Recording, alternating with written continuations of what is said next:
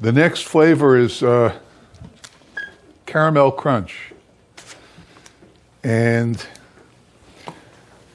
see these little cans here? This is what we're going to use. This is dulce de leche, which is really just sweetened condensed milk simmered over the stove till it becomes this. You can do that at home. I used to do it, but then I discovered Nestle's dulce de leche, and it's astounding. However, since it's in these little cans, and it would be kind of cumbersome to put them in the top, each can, what I think we'll do is we'll get a bucket.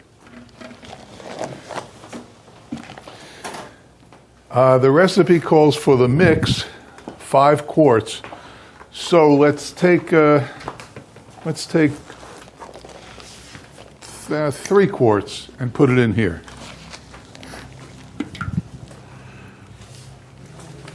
Yeah, we'll go with 2.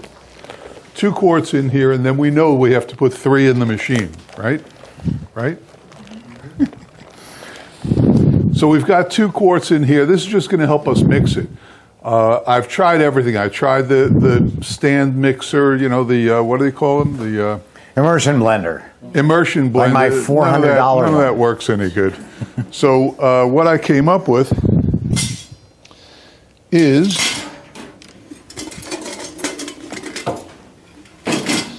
take the ingredients and put them in here. This stuff's great. This is the Hispanic version of Nutella. You could take this and just eat it right out of the can. It's so good. It is good. But of course we don't do that because we watch our figures, right? Just like we don't sample too much ice cream, according to Steve, because that wouldn't be good. We would eat too much ice cream. Heaven forbid. So this calls for 5 cans in a half batch, or in a full batch on this machine. What's the cost of that can? What? Cost of the can there. Do you know? What's the cost of a can? What does the can cost? Well, I'm going to answer that 2 ways. I'm going to tell you that each can is about $2.79, and then the other way I'm going to answer it is, who cares? It's true. My budget cares. Who? My budget. No, your budget won't care, because you're going to do 3 things. You're going to make ice cream, you're going to sell ice cream, and then you're going to go to the bank. And you know this because in our class we go over how much it costs to make, let's say, Oreo ice cream using real expensive Oreos or Walmart Schmoreos. The difference is pennies, and the difference in taste is enormous. Always use the best ingredients. Don't even look at the price. It doesn't matter. The first week you're going to compute all your prices and say, oh, it's costing us this much. But after the second week, when you go to the bank, you won't care anymore. Don't worry about the pennies. I know that goes contrary to what people think, but it's... What do you think now? I agree. Okay. There's so much profit to be made in it that. The profit is silly. It's silly profit. And the difference in spending, what we come up with, $60 is the most expensive batch I make. That was on Bailey's. And that was with Bailey's, 2 half gallons of Bailey's. That's the most expensive ice cream. And when you compute the numbers out, to use cheaper products is going to be the difference in making, if you sell your ice cream for $6, $5 will be profit on that ice cream, not in your net profit or triple net, but $5. It'll cost you $1 to make it. $6, you'll net $5. If you use less expensive ingredients, so you'll net, what, few pennies more or less. But of course, you do what you want. My goal is to have the best ice cream store in the world. I want to make the best ice cream in the world. Nobody can dispute that. When you were growing up and you had Oreos, they were good, weren't they? Oreos and milk. Now, if you went to Walmart and bought Schmoreos, you think you'd taste the difference? Well, now, to him, he would taste the difference. I probably wouldn't. No, I think He you would. His standards. I think you would standards taste the A difference. lot higher than mine. Jeff, I do a lot, Christy and I do a lot of Italian ice businesses, and what you're saying is absolutely true. I've been a convert for a couple of years. I can make you a tub of Italian ice for about $4 that will sell like hotcakes at Yankee Stadium, just because it's cold and the beer guy wasn't nearby. Or I can spend $9 on that tub, and I can have lines around the block paying a higher price for a far better quality, and they come back week after week after week because you've got the best stuff in town. There's just, you're right, there's no substitute for quality. And you can taste the difference. You sure can. M&M's, we make M&M ice cream. And you can buy regular M&M's, the kind that we've eaten for 50 years, some of us. Or you can buy Schmem&M's, and they're just a world of difference. But it's your store. Okay, so we've got in here mix and dulce de leche. We'll add a little sugar. We're adding 25 ounces of sugar. These are Heath bar pieces. We'll add those in a bit. And now, instead of trying to get all that into the machine, we take this and watch what happens to the color. Watch how it blends. Can you see this?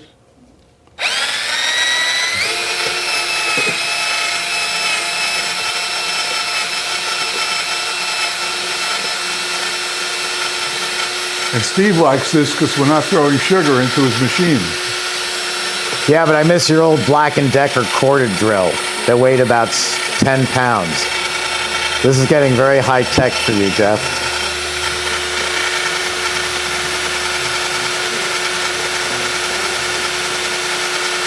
It just makes it easier to work with. Yeah. Putting those cans into there, like Nutella, it's tough to do.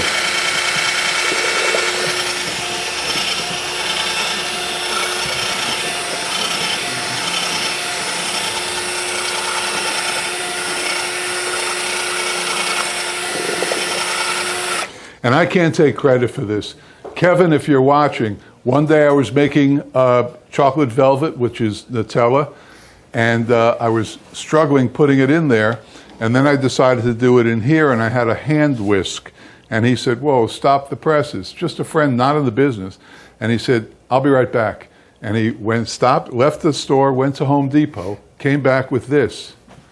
And the second I tried it, I knew this is it. It was gold.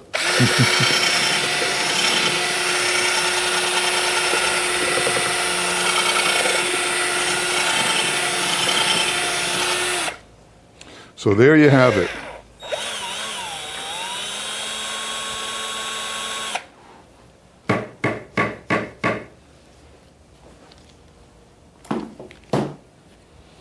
All right, so this will go in the machine, and then we're going to add how many more quarts? 3. Thank you. So let's go 3 more quarts here.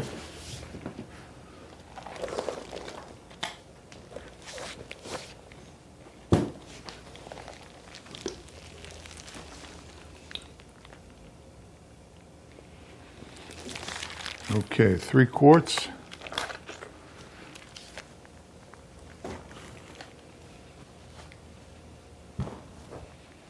Get any water that's in there out.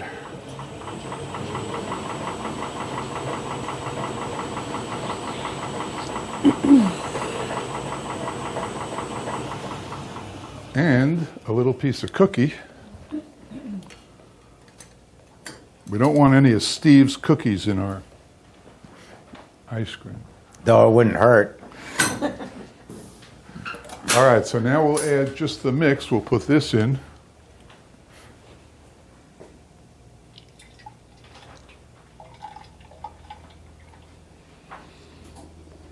My friend George computed how much ice cream I've made, and I just passed 65,000 gallons of ice cream. Wow. That's a lot of ice cream. Yeah. Then we'll add this.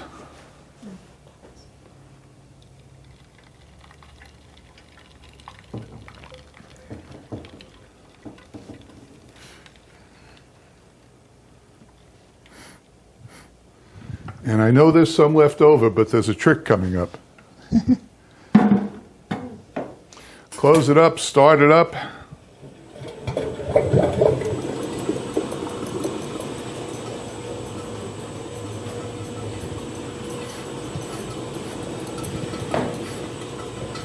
And now we have Heath bar pieces to add. I think that's it. We have the mix. Oh no, some vanilla. We'll add some vanilla. I usually add 1 ounce per quart. So how many quarts of mix are we putting in? 5. Right. So we'll add 5 ounces of vanilla.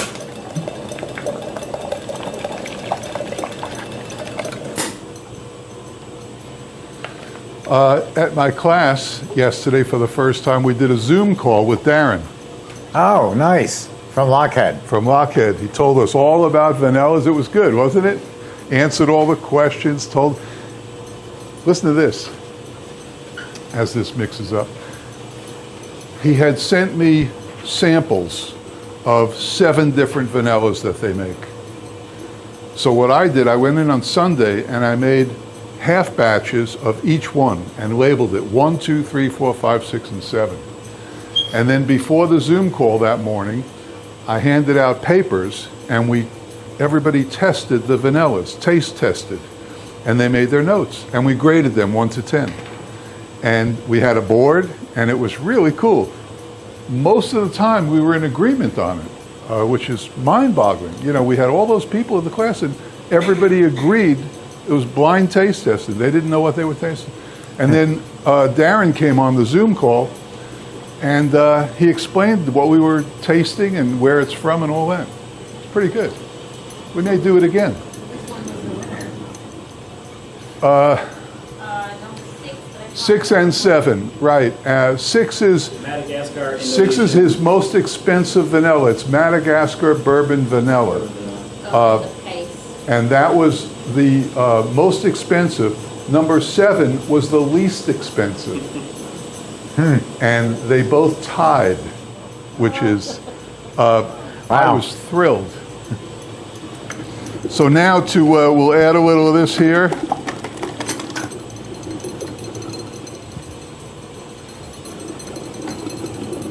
And we'll swirl it around so we don't miss any of it. We'll pour that in.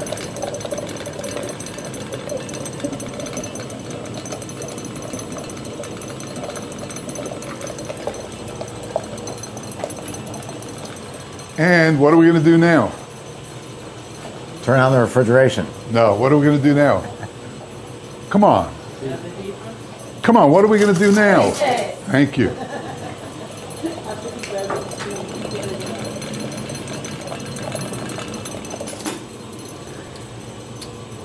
Oh my. We'll add Heath bar.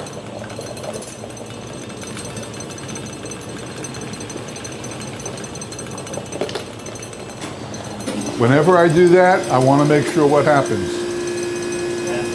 The water. Want to make sure we're getting the water out. Perfect. And we'll add a little more Heath bar.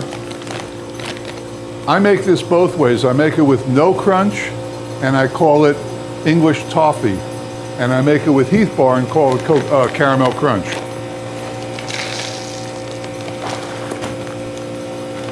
We'll add a little more of this.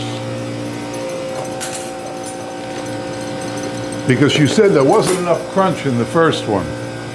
Damn it, we'll have enough crunch now.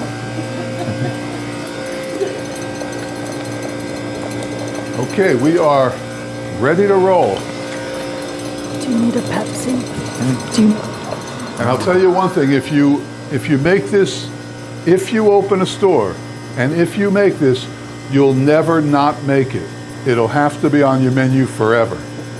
There's a few flavors like that. One of them is what I make, chocolate velvet, and the #1 flavor is totally coconut. and you'll never be without them. How are those? Good? Matt? What's that? Totally coconut. Oh, it's great. Yeah, very good ice cream. I pay these guys to sit in the back. All right, so now, what do you want to do now?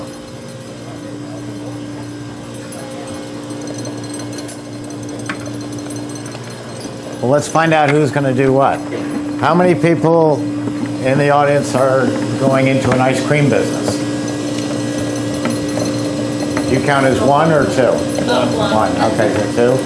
Italian ices? We're gonna do those two. Two also. Dairy free? Probably, Maybe once you learn about it. So what are the rest of you going into?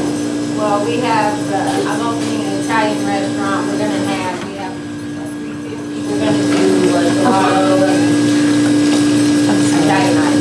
Good. Very good. How about you folks? We're not sure yet. Okay. What are the choices of not sure yet? We're still working on it. Where in the country are you going to be? South Florida. South Florida. Okay. Excellent. The nice thing about South Florida is it's definitely a year-round business, whatever you sell, because us annoying New York down in the wintertime, and we want to duplicate summer. We run around in shorts. We're Floridians. I'm a Floridian now. We're wearing 3 sweaters. They're jumping in the ocean, which is insane. They're drinking margaritas and they're eating Italian ice. You couldn't have a better combination. Excuse me? Clogging our roadways. Yes, clogging the roadways too. Well, we don't know how to drive unless they're stopped. I mean, God forbid there should be speed on the highway. We'd fall apart. I used to drive to Cross Bronx every day to work. It was 6 miles, took 40 minutes. And I'd see the same guys reading the daily news, steering with their knees while going, 1 inch forward. It was a way of life. What are you planning in the back? We are, we're going to be a little bit harder to get to than those guys are. We're going to be kind of out in the middle of nowhere. We're from a small town in the winning state of Georgia. Yeah. Very good. And so we're going to bank on families wanting to get away and get out to, we farm. So this is kind of an addition. We raise strawberries, satsumas. We have corn and peanuts has been our livelihood. This is a new venture. Our son-in-law's venture is the satsumas and the strawberries, and this is just something. I could talk to you all day about our ideas, okay? So will the ice cream be at the farm? It will be around the satsumas and the strawberries and the corn, and we're going to mix some produce up. We're putting a big pole barn up, and it's going to be a plethora of things that's going on. One of the greatest things that got ice cream parlors, the ice cream business through COVID, which I mentioned earlier this morning, was pint sales. Because the stores were closed down, but thanks to social media, you hire someone young who's good at social media and let them run that, and you can place orders through it. They can be in the parking lot, run it out to them. As the stores open back up, especially on farms, I love doing this because they're there for the day. Let's say they're picking strawberries or they've come out to buy peanuts and other items. It's an event to come out to the farm. That's what we're counting on. Yeah, they bring the kids, they bring the whole family, they bring grandma, and they're spending time out there. And then when they leave, they're not going to do other errands. They're going straight back home. So if you've got pints of ice cream that are frozen down to 10 below, that'll survive a 40-minute trip without any problem. And you can charge high prices for pints. We're getting $7, $8, $9 a pint all over the country. It's price insensitive thanks to the millennials. As I mentioned before, they want the highest quality products they can get. They don't care what they pay for it. And that's what we're doing compared to the ice creams we made 10, 15 years ago. So you're leaving and you know the ice cream's there and you know it's going to survive the trip home. So I pick up a mint chip for me And Paula couldn't come on this trip, so I'm not going to come home with just one pint for me. I'm going to pick up a coconut, Jeff's special coconut flavor, to bring home to her. So now I've just spent, if it's $8, I've just spent $16 on ice cream and don't even think about the price. I have a little fun with it being from New York. I put the ice cream, I would have you put the ice cream in a bag, throw in a spoon, or if it's 2 people, 2 spoons, and they say, what's that for? I'm going home. In case you get stuck on the cross Bronx, you got to eat the evidence. It's melting. And, you know, I contend, but that's another story. There's no such thing as ice cream being brought home by a man from the store that doesn't have teeth marks in it.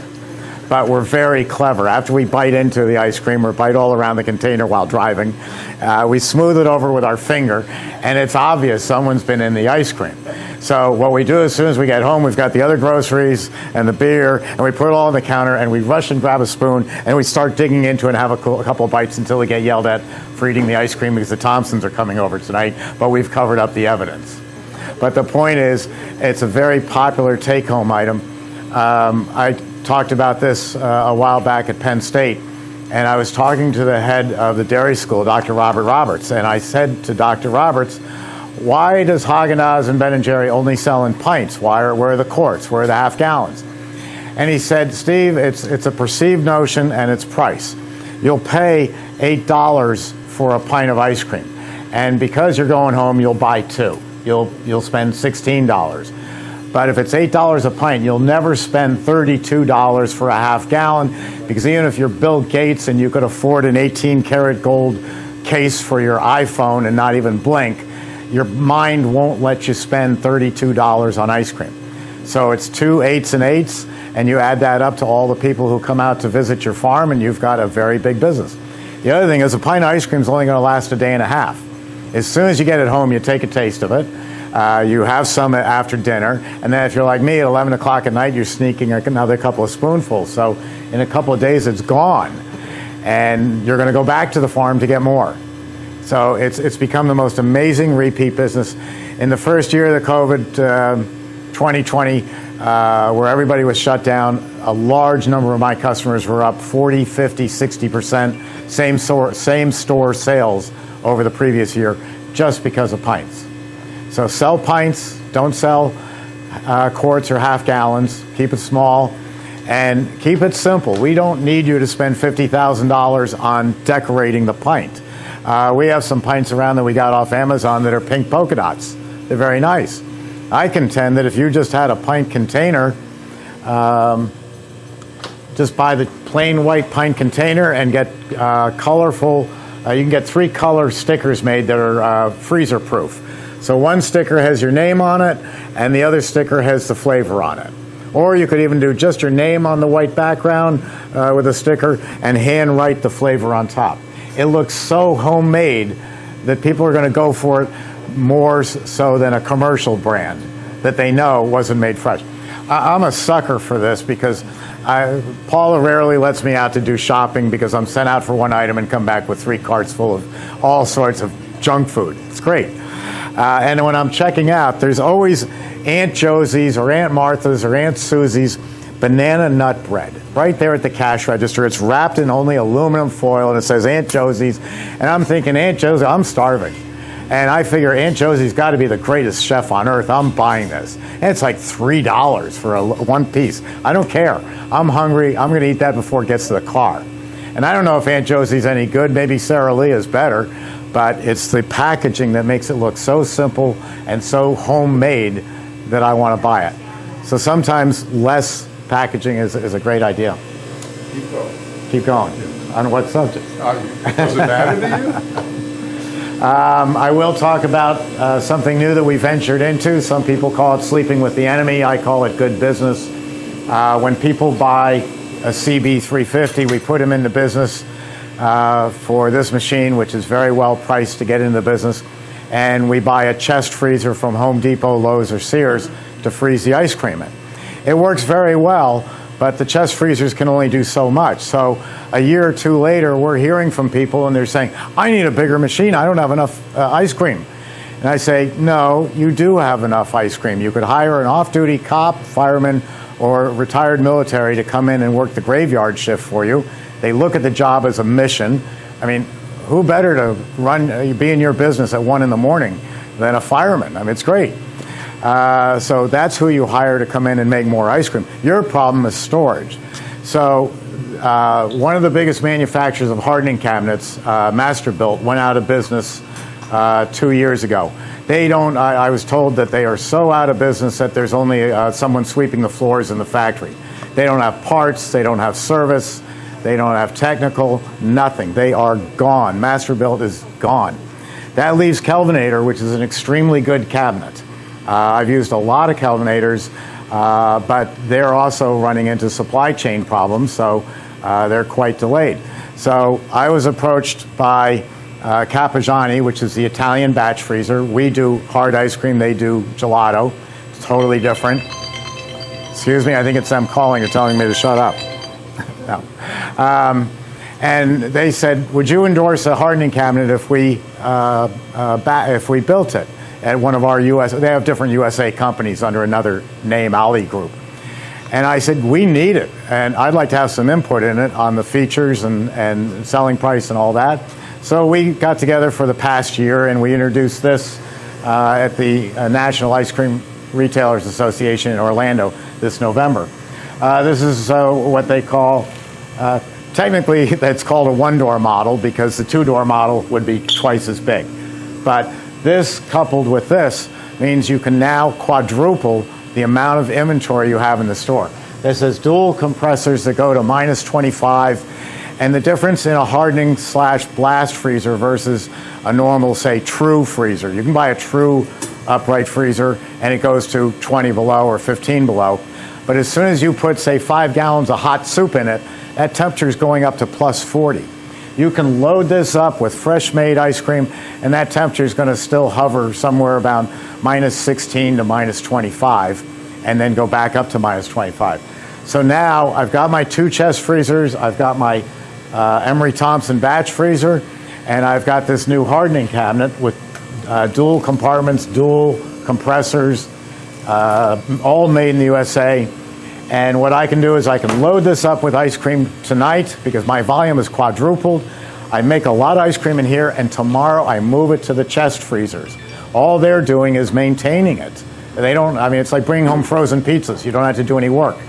So we load this up, we make a lot of ice cream, we put it in the chest freezers, we can store it, we can serve it, and then we can make more ice cream for those wholesale pints. So this is an excellent addition to the store. Square footage in stores has gone down, so there's only so many of these horizontal freezers you can do. So this upright takes up very little space. Go ahead. No, this is a 2.5 gallon, but it can hold 24 3-gallon containers without the shelves. So that's a whole lot of ice cream that you can store in that. Or literally hundreds of pints. Yeah. What's the price range? I can tell you off the show because this video is going to be around for 20 years. And so I don't want to tell anybody that you can buy this new 1963 Mustang for $4,950. Be happy to tell you. It's reasonably priced. And like I said, dual compressors, all made in the USA. We're very impressed with it and very happy with it. Yes?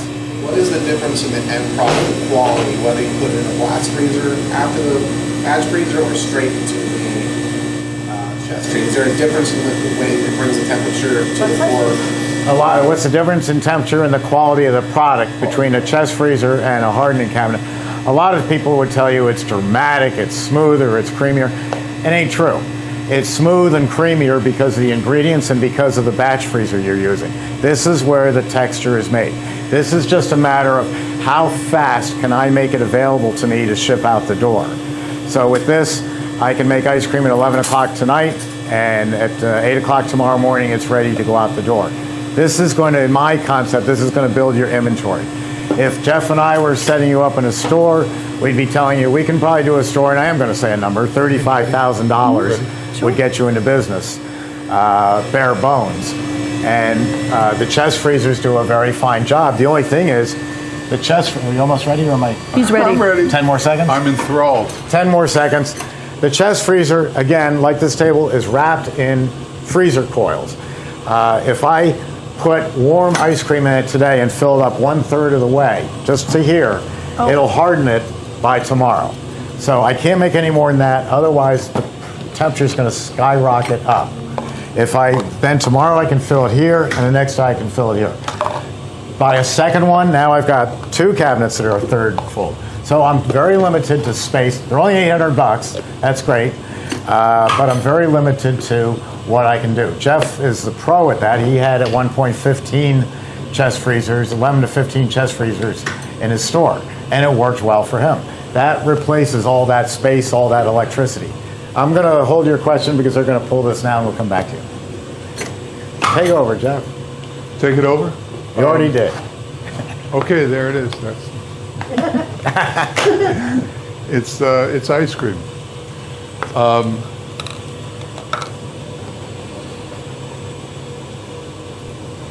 I do not like this spoon at all. No? No. Well, What else truth can I be get? told, I'm already it's a started. little soft because of, don't say anything, because of why? Tremendous amount of sugar.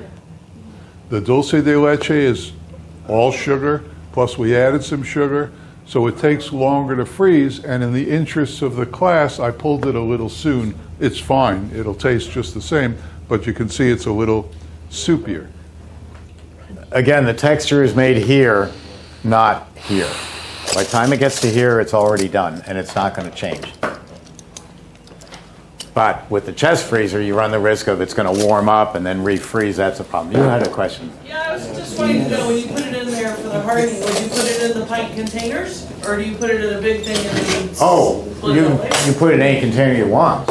As Christy said, it'll take 24 of the big tubs. This stuff's good. You one can of my put 24 of these in there, or you can do quarts or pints, or gelato pans, anything you want. It comes. We took the racks out temporarily, but it comes with racks, so you can set it up any way that you like. But the main thing is it's pulling the heat out of the ice cream, and that's what hardens it up. And then it could stay there forever, or it could go into your chest freezers. If it stays in there forever, you really didn't need a hardening cabinet. You weren't ready for it. But if you're struggling with your inventory, and I can't tell you how many people call up and after 6 months they're saying, we need a bigger batch freezer. And then I explained to them, no, they don't. No, I was even accused on social media by one person who said, Steve Thompson's pushing CB350s so that he can make more money and sell you a bigger machine in a year. Well, if that happens to you, God bless you, because that means your business is so big that you outran it.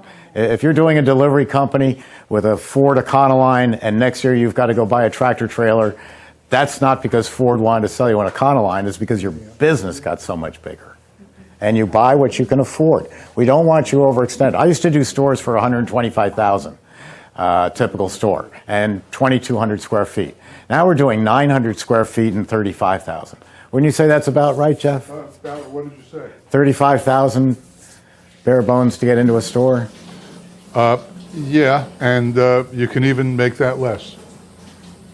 Yeah, depending on, you put in last time, you added in the first and last payment with a very astute comment. Jeff said, you're never going to get it back.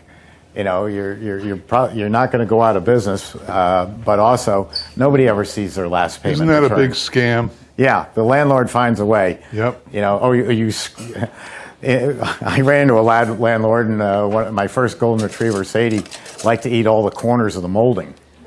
And just because I covered them over with toothpaste, he didn't think that worked. But I learned that in college. Didn't you ever have green walls and you used Crest toothpaste to, cover over the green walls, the holes in them?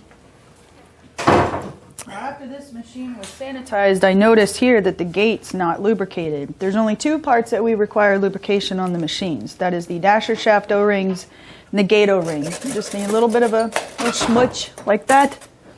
Gonna rub it on the door itself.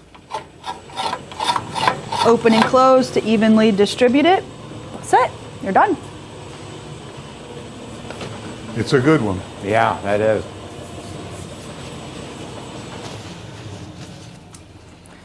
Next, we're going to do, oh yeah, go ahead. Does the machine, and when you put the Heath Crunch in, is it actually breaking it up, or are you putting the size that you want it? Some of it'll break up. It depends on what it is. Here's a good example. If you were making a pecan ice cream, and you buy a bag of pecans for $30, whole pecans, and you throw them in the machine, it's going to break those pecans into quarters. And that's perfect. That's just the size we want. But you could buy pecan pieces for $15. $30 for whole pieces because they look nice, $15 for pieces. Why throw $30 pecans into a machine that's going to break them into $15 pieces? Below the pieces, they won't get any smaller because they're just rolling around. So you can actually save money. And if you had a hardening cabinet, you could buy, instead of a 5-pound bag, you could buy a 25-pound bag and put it in the freezer and keep it for months on end. So if it's soft, it's going to be completely pureed. Strawberries are going to be completely pureed. Cookies are going to get ground up pretty well. Nuts will remain nuts, but they'll break into smaller pieces. Chocolate chips don't ever change. And so it really depends on the hardness of the thing going in. The key point is everything can go in, and nobody else can do that. And that's a much better flavor ice cream.